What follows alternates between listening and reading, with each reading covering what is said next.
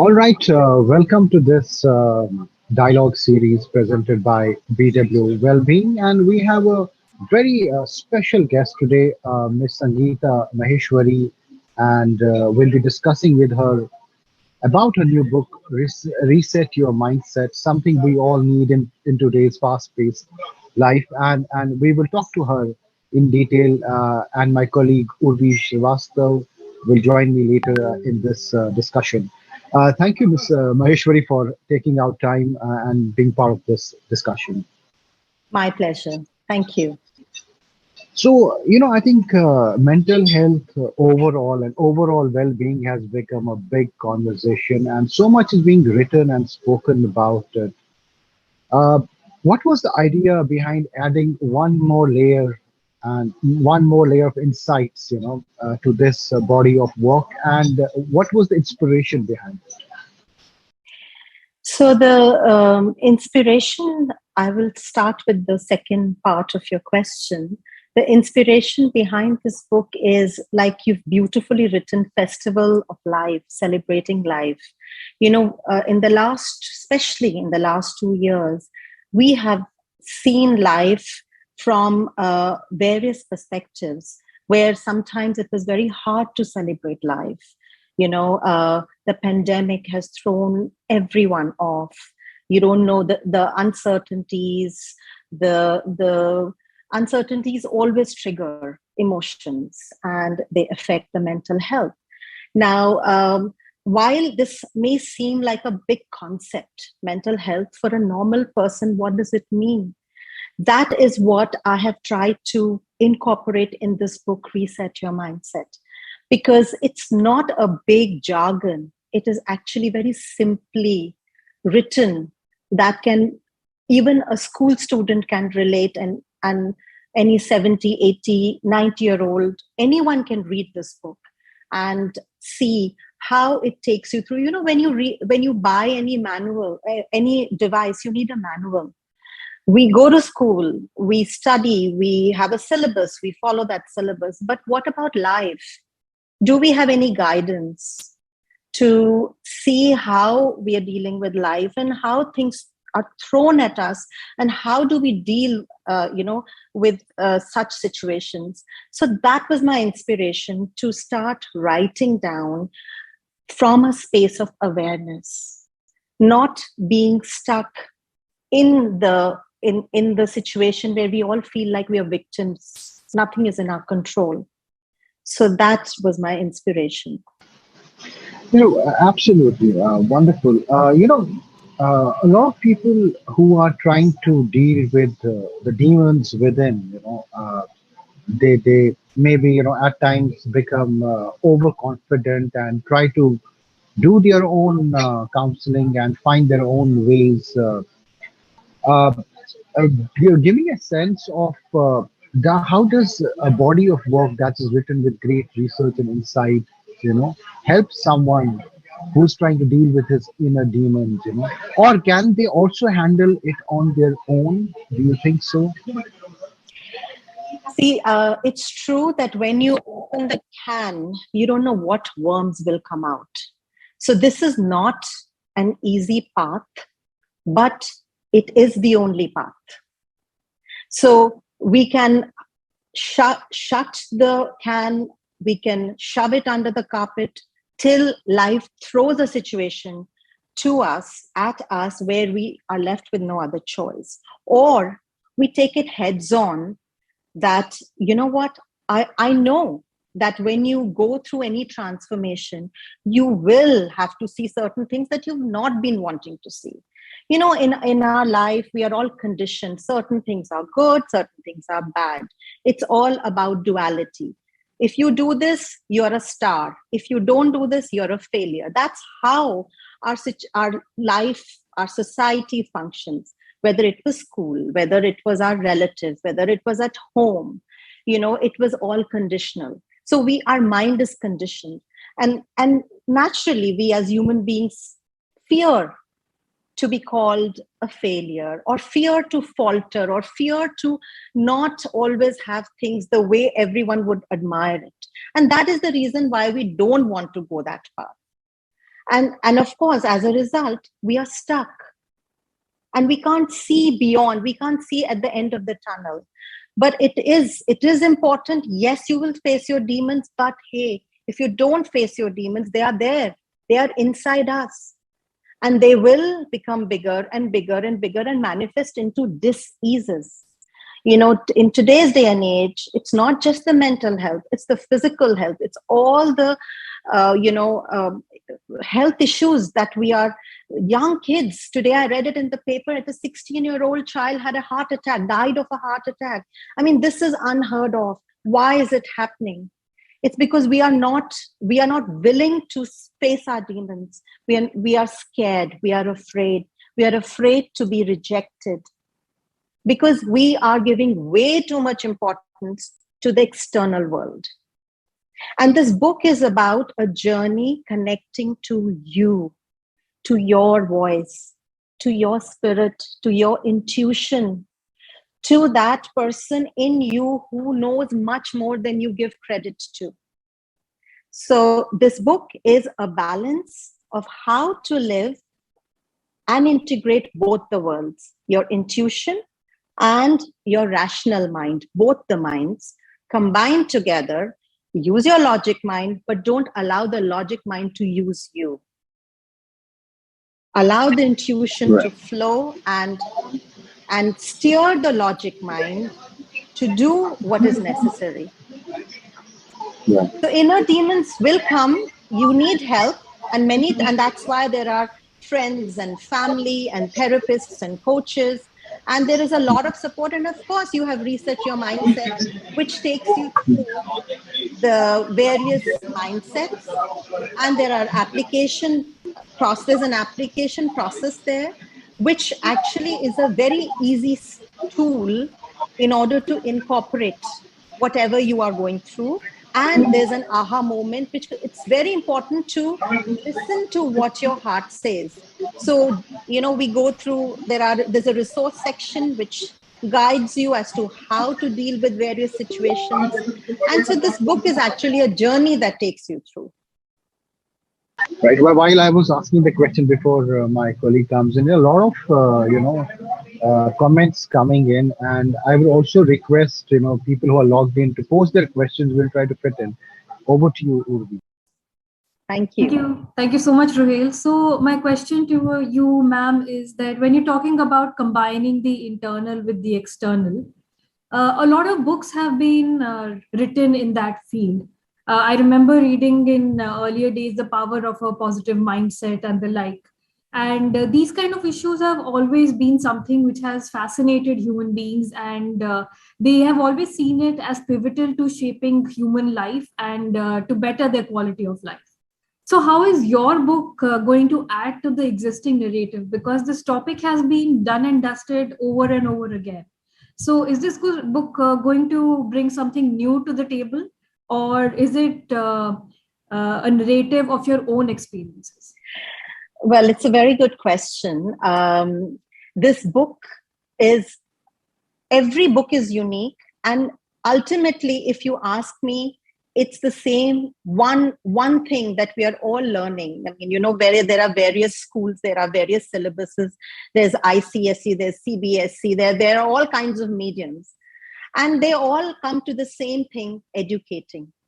Everyone has their own voice, has their own pitch, has their own narrative, has their own experience. And each person relates. Some people say we are meant for IB. Some say no, we are meant for some British curriculum. But there's no right or wrong about it. Each one has its own voice, pitch, way to approach. Reset Your Mindset also comes from the same philosophy of not getting attached to any one thing, as not identifying. It's combining enjoying what is there and not identifying with either the enjoyment or the pain or the suffering. So how is it different? Reset Your Mindset is different because of course, it's through my own experience, through my own research. Plus, it is a tool. It's not just a book. Like I was mentioning earlier, there is an application process. So it is a workbook. it is a course, and it is a journal. It's a very private book for each individual.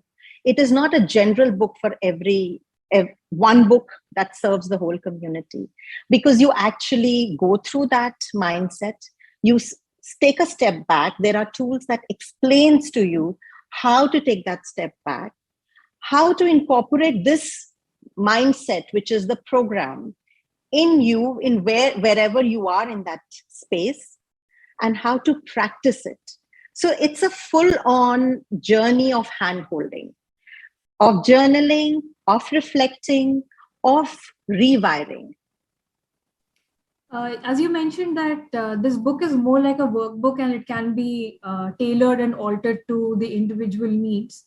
So can you tell us about some intelligible and hands-on tools the book talks about, and not just philosophy? Because when we talk about a positive mindset, it is easier said than done. Most people just say, relax, let it go, and don't panic, but they don't tell you tangible ways to get there.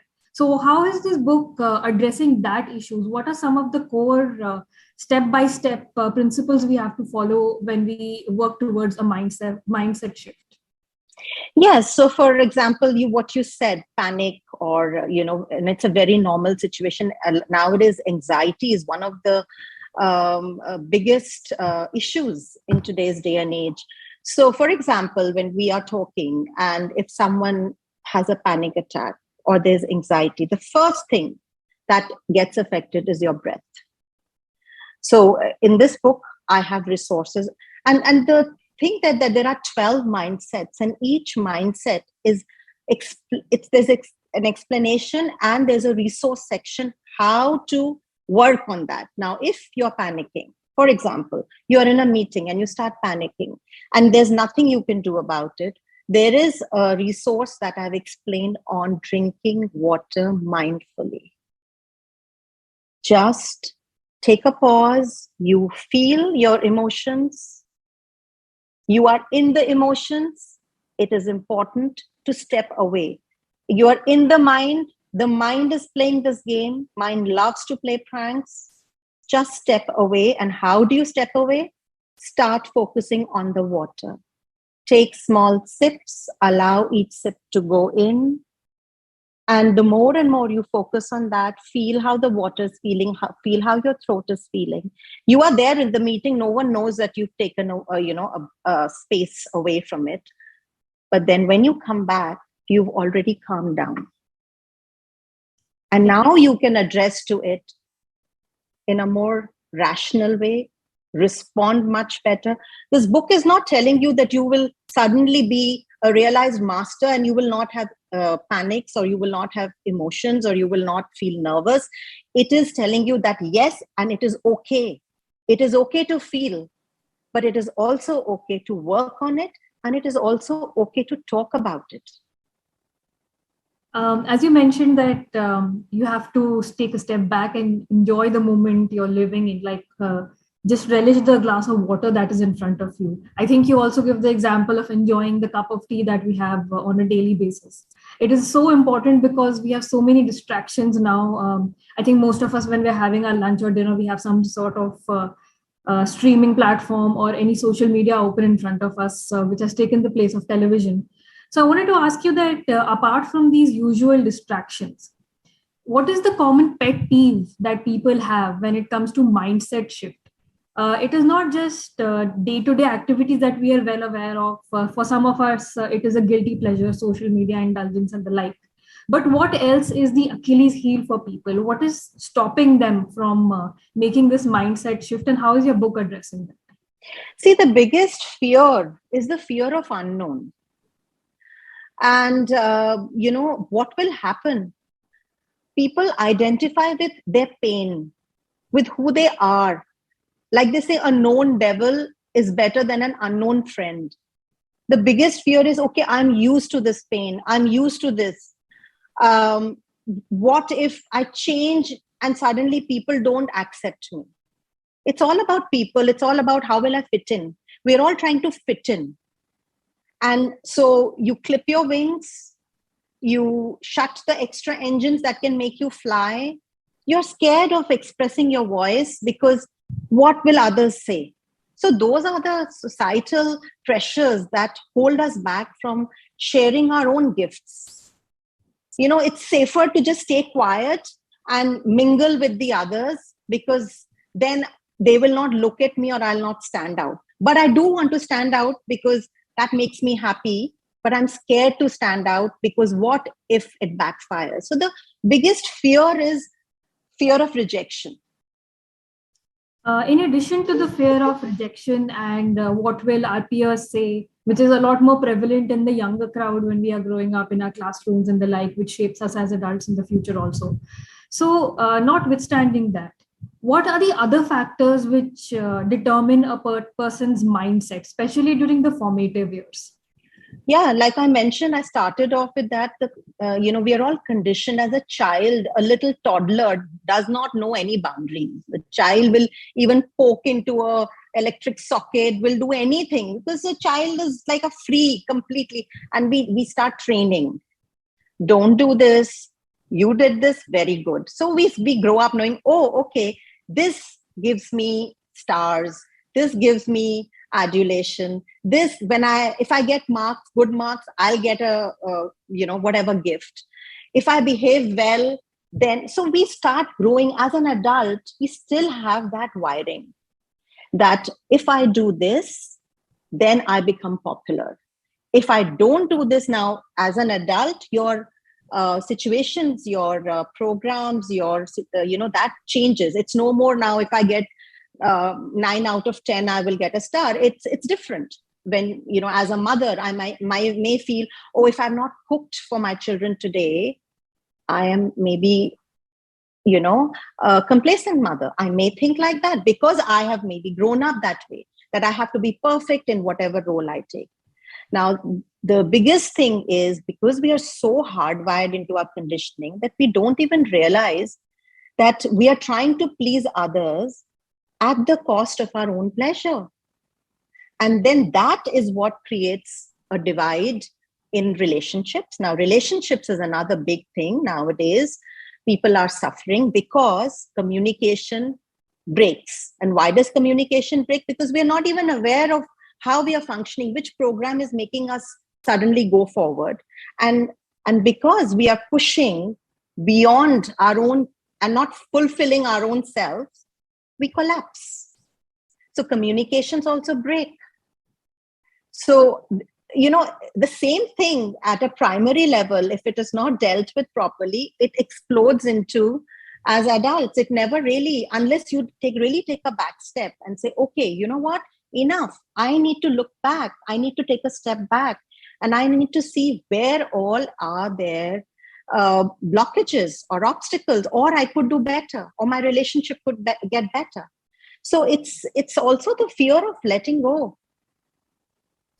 I think we tend to underestimate the amount of impact our external factors have on our mental health and shaping the kind of people we are. So before I invite my colleague back in, I have a question directed towards you individually. So what was the moment of epiphany for you? Or should I say, what were your triggers that fueled your own mental transformation journey, and how have they shaped the writing of this book for you?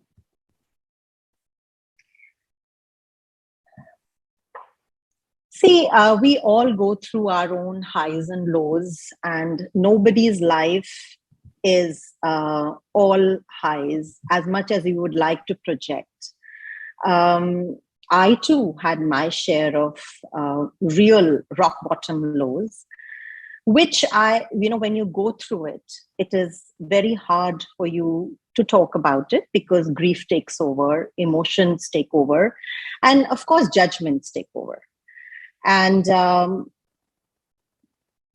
whole journey of what triggered for me to look back is, years later, something else happens in your life, which suddenly reminds you of unresolved issues. Because at that point in time, when setbacks happen, you're just so consumed in the grief and judgments that, oh, you know what? You couldn't even do this right. Or What did you do wrong in your life that this happened? And I'm fortunate that, again, 20 years later, I was in a situation where I went through the fear of loss so big that my whole body got consumed in pain. And I knew that something had to be done. It was no more a situation of hiding my demons. I was tired. I had to drop the mask and I had to face it head on. And that's what, like I've mentioned in my book, in the early 90s, I went through some personal tragedies, which of course I took it very personally. And then in 2000, in the year 2000, again, actually 2010, 2012, that's again, it just, and universe gives you chance. Universe wants you to strengthen, wants you to be the captain of your ship, wants you to fly. And that's what the thing is, that when a situation like that comes and you take a back step and you look at it, then you realize actually that's the biggest gift. For the ego, of course, it's not like that. But then that took me through a journey of deep discovery, deep dive. I wanted to know why these things happen. I went on to study metaphysics because I knew this is not what you see from your senses, from your eyes, from your ears, from, there's a lot more to it. And that's when I got into scripts and, all those much, much, much more details, the universal laws, and, started dealing with clients, helping them through their rough and sort of relationship barriers or other barriers or anxiety or various situations. It's mental health is a stigma even today. We are much happier to say, I had a sprained ankle, I'm going for physiotherapy. But we cannot say that I have anxiety, I have panic attacks, I'm seeing a therapist. Because we ourselves judge that it means people will say we are mad. Even today, people say that. And I think the reason for me to talk about it, you know what? It's okay. We all go through highs and lows. Let's love ourselves. Let's accept ourselves. Let's talk about it. Of course, you'll talk about it to people who can understand and be compassionate and help you. You don't want to talk about it and then it's undervalued and then you feel worse off. So this whole book has been written with that mindset that please do listen. Please do talk. Please do share. Don't let it stay blocked, and let's drop the judgment slowly by slowly. So it's okay. We all go through it. One very important thing I just learned while listening to you is the way to tackle our inner demons is to first recognize they exist. And a lot of people are in denial because they see some kind of mental health issue as a failure on their part. So, of course, this mindset has to change. And with that positive thought, I would like to now invite my colleague back, Mr. Rohel Amin, into the conversation. Over to you. Thank you so much, Uri, and some wonderful points that you made, Sangeeta ji. One, obviously, I think the fact that we don't treat it the way we treat any other, when we are unwell, we'll take medicine, we'll say that we are unwell. But when it comes to something related to your mind, I mean, we are still skeptic about it. Coming back to your book, so there's a backstory to every book. I mean, you don't just put it together, you do have your own, challenges and stories. One, tell us about that. How was the process? And second, which is your favorite chapter and why? Okay. So the first question, the favorite chapter, I will come to it, although it's a hard one asking a mother which one is her favorite child. But I will come to that. Sorry, can you remind me of the first question? The first part of the question. Yeah. So the story behind writing this book, Story behind. Yeah. This entire period, I mean, this is something I wanted to share anyway, about how unless we direct life directs us. So we have a choice. Even when we say we don't have a choice, we do have a choice. We have a choice to be proactive or we have a choice to be reactive. And having gone through all that I have personally gone through and seen other members of my family, of my friend circle, and other, clients, and I thought that this is really, really the right opportune time, especially when we are all battling with pandemic, with losing loved ones, with losing livelihoods, with so much of suffering, that this is the right time to actually talk about how to be aware of our life, how to find the silver lining in every cloud. Yes, the lost one is not going to come back. It's hard. It's very hard to accept that. But should we just stay with the grief, or can we transition to gratitude? Right. Yes, we have lost our livelihood, or, a job or whatever. It is tough. It is very tough. But can we find some other ways, take a step back, to work on ourselves, to maybe direct ourselves to something that we are meant for, like fulfilling or using our passion as our occupation? It's, if we are just on a treadmill, there will be a day we will exhaust ourselves, and you can forget about pleasing anybody else. The unhappiest person will be we ourselves.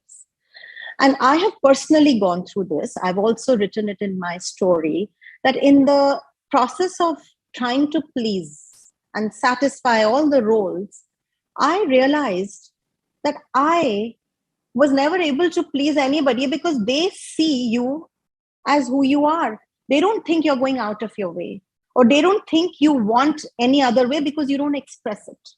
And that's how we've been brought up. Look after others. Don't talk about yourself. You're selfish if you talk about yourself. But when we go through this, why do we have these demons coming forward? Why do we have duality? Because something is suppressed, right? If it was not suppressed, there was no demon. If we were living fully, free, expressing ourselves like a child, we wouldn't have had demons. But demons are coming because something in us has been big time suppressed and literally caged, banished. And the reason I am bringing this out now is we are all entering a new world, a new earth, where our whole wiring, our whole way of looking at life, nature has shown us, change your way of living. It doesn't work. Planet Earth is literally saying, change, or, this is just not going to work. So when it is an opportune time, we have to change. We have to upgrade our operating system, which is our mindsets. We are not our mindsets. Mindsets are our programs through which we function. And we cannot change it living in the same place. When I say place, I don't mean the physical place. I mean the mental space as well. If you want a difference, you have to allow yourself to look at what is happening. Are you happy with everything around you? If you are, great. But if you're not, this is the time to rewire it. And personally, I have done it. And I'm not saying that I have reached a point where I don't need. It's a continuous process. This book has 12 mindsets. Now, I would say if you chose one mindset for 1 week and worked through it for 1 week, in 12 weeks, which is 3 months, you could actually go through a whole process of the initial rewiring, creating new neuropaths. You could spread it as long as you want. You could say 1 month, one mindset, and take it to a year. It's up to you how much you want to invest.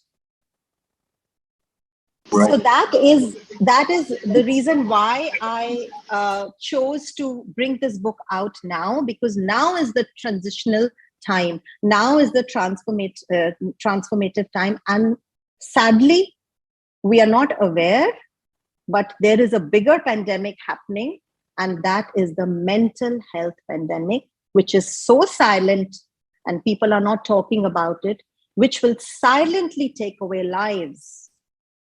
And by a virus that we don't know how to deal with, we are all panicking. But the bigger problem is the panic, which beyond those panics is the mental health pandemic. And so it is a very, very important time for us to look back, step back, and take help. Be open to the fact that I could benefit from this help.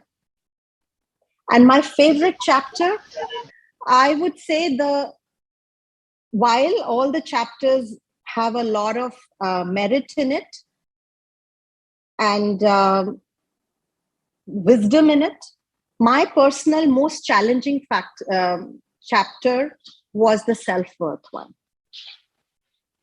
Because self-worth for me was a one big challenge to work on.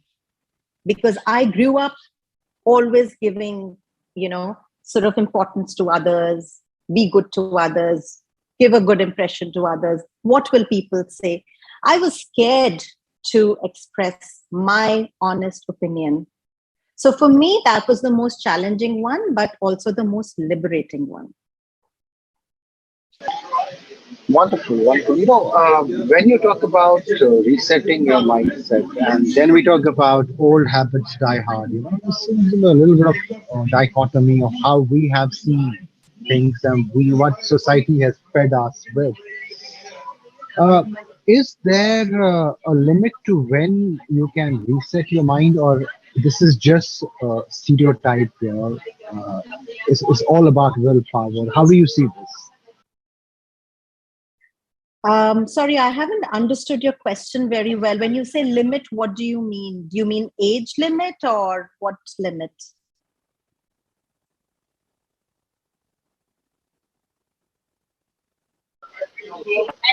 Yeah, there's some. Can you hear me now? Yes, you froze in Okay. between. Yeah. Okay, maybe some connection issue. So my point was, on one side, you're talking about resetting, the mindset, and on the other side, we have this concept called old habits die hard. How do we entangle ourselves from that mindset and actually reset? It's true. Old habits do die hard. It's not, it is true. And I'm not going to say, it's a fallacy. It is true. But we can do that by, we all understand the concept of going to a gym, that you keep working on your muscles. You don't, for one day you want to be a weightlifting champion, you're not going to be overnight. You will start with maybe 1 kilo dumbbell, then you'll slowly add, and you'll keep persisting. The same thing you have to do with your wiring. You have to create the neuropaths, create by continuous practice. And that is why I said that you can dedicate 1 week to one mindset, or you can plan 1 month to a mindset. It depends. Some could be more challenging, because not all mindsets for us will be equally challenging. It depends on what our conditioning is, what our pain point is, right? For some people, relationships could be flying high, but me time, that self-reflection time may be challenging. So maybe you need 1 week on one and another 2 weeks on another one. So you have to keep at it. And which is why I say, when you start this journey, the first most important thing is to have an open mind. Right. To have an open mind. Right. The second most important thing is to know why you want to reset. Right. And Sorry, Dr. Batra just joined me, so he wants to ask the question. So I'm just, he's just joining us, sitting us here. You can sit here. Good evening, Ms. Maheshwari. I'm joining late for various reasons, but I'm happy I've read your book. Congratulations on your second book. And Thank you. first of all, I was lucky to be part of the first book, and I'm happy to be part of the second book. And hopefully, we'll do a physical launch when you're back in India. We know that you're right now doing it from Dubai. Uh, Tell me, what has taken it to reset your mindset? The first book was very spiritual. It was very cathartic. It was your personal journey, personal connection with somebody who helped you evolve spiritually and helped in life. The second book, Reset Your Mindset, is more like a success guide. It is more like a toolkit for being able to navigate and achieve your goal and become the best version. So, how have you reset your mindset from that first book, which was so personal, to the second book, which is, while it is your own evolution, experiences, which has shaped what is the content in the book, but it is a toolkit for success in a larger context. It's a very, very good question and a very relevant question. It is true. When I wrote my first book, I was personally going through a loss. That book helped me transition from grief to gratitude. I was still in that space of my own world. I was not yet in that space of how to structure it to make it easier into the three-dimensional world. So after having launched Faith and True Love and having written my own personal journey, my own personal experiences, through the book, people who read it, they said they cried through the book because they could relate to their losses. So that is the space I was in at that point in time, where I was honoring my own emotions. And I was, dealing with my own loss and finding the abundance, searching for the gratitude and abundance. Having experienced all of that, I feel very grateful. Then after that, I carried on going deeper into metaphysics and other tools after the first book. And and the benefit that I saw within me, because till then I was not into the mindset. I was more into spiritual healing. I was more into that space where what was the meaning of life? They were very different dimension questions, the whole philosophy of life. But in order to help others, you have to articulate it into a balance of logic and spiritual world. Because when you want to help others, not everyone can relate to you on the spiritual dimension, because we do live on a three-dimensional world. We are very conditioned and impacted by the material world. So reset your mindset is a bite-size, wisdom along with logic that you can chew on, digest, and relate to. Because if I continue only on the spiritual dimension, the young kids who actually at this point in time, this is the right time for them, the school going, the college, the early youngsters who are starting their career, they will probably not be able to relate to that. So I did a lot of workshops in this period with schools and colleges and young, in their 20s and 30s. And I realized that I have to make it more appealing and more relatable. So this is what the book is. While it's coming from the same source of intuition, spiritual connection, but it is now packaged in a way that one can use that and connect to their own spiritual space, to their own intuition, because that is what is lacking big time in today's day and age, leading to the biggest reason of mental health. Last question. Sorry. Yeah, my last question to you, Sangeeta ji. While this book is intended anyone who wants to become the best version of themselves. You talk about young adults, entrepreneurs, individuals who are intrapreneurs who want to bring out the best in them. If they had to start with one thing to be able to follow what you say in the book and implement in that in their life, and they had to start today, what would be that one thing? Self-love. Without a doubt, start spending time on yourself. The first thing I would say, start journaling. Write down, I mean, there are various resources I've listed in that. The most important thing we are all looking for is love externally. And one thing that I have to say to anybody is get to know yourself, find your own voice, connect with your own self, honor your own feelings. So that one thing is, what is it that makes you really, really happy? What is that one thing that makes you jump out of bed? No, that I know, following your purpose.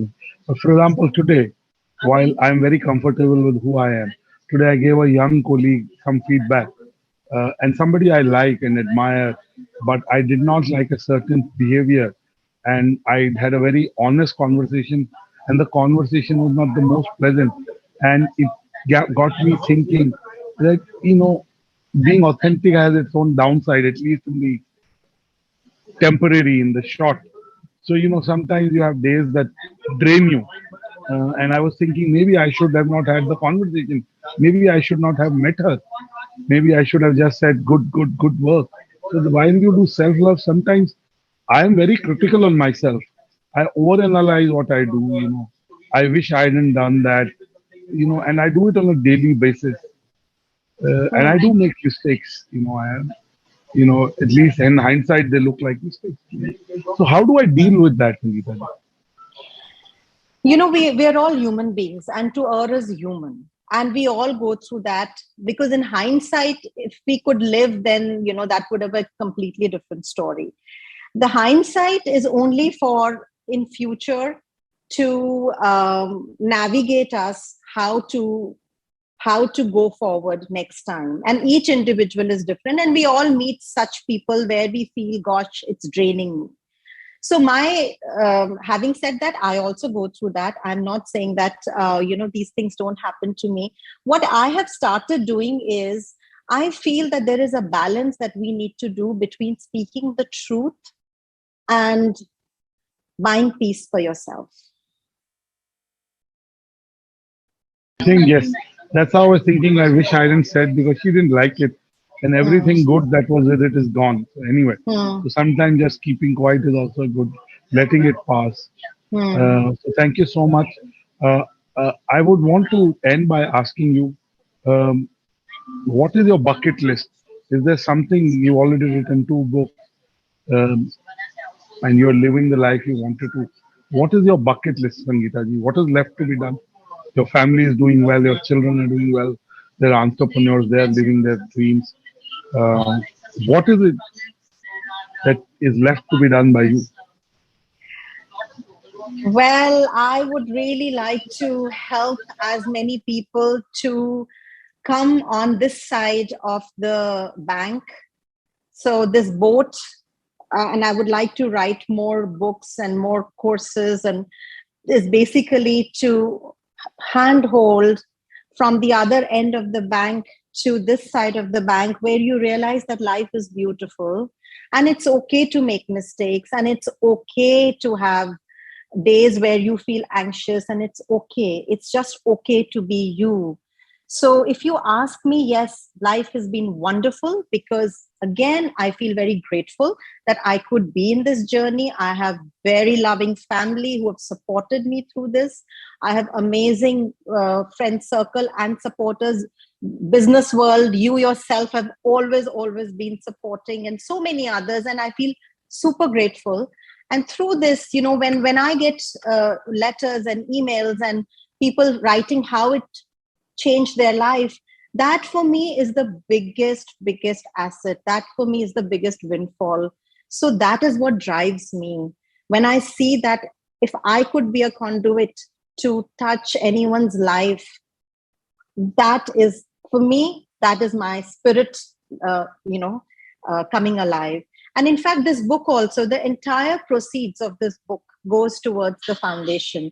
It goes towards helping the underprivileged children to study. So everything is geared towards helping and supporting Others. others. Absolutely. So when you read this book, actually, you help yourself, but you also, the money, whatever is going straight to help the underprivileged. So, Thank you. so that You is know, what. Sevashri, yeah, understood. You know, you have to help people understand their own value and help them realize that. Sevashri Mohapatra is asking, how can one help the team to understand their self first so they can contribute and achieve the goals? So, you know, you also answered that by saying Yes. self-love is important. So Yes. I'll leave it at that. We wish you luck in making sure that reset, the mindset is read by most people. You impact their lives and what, you know, you walk the talk, you live by example. We wish you luck in impacting many lives, and we look forward to many more conversations with you. Thank you so much, Mr. Vishnu. Thank God bless you. you. Thank you.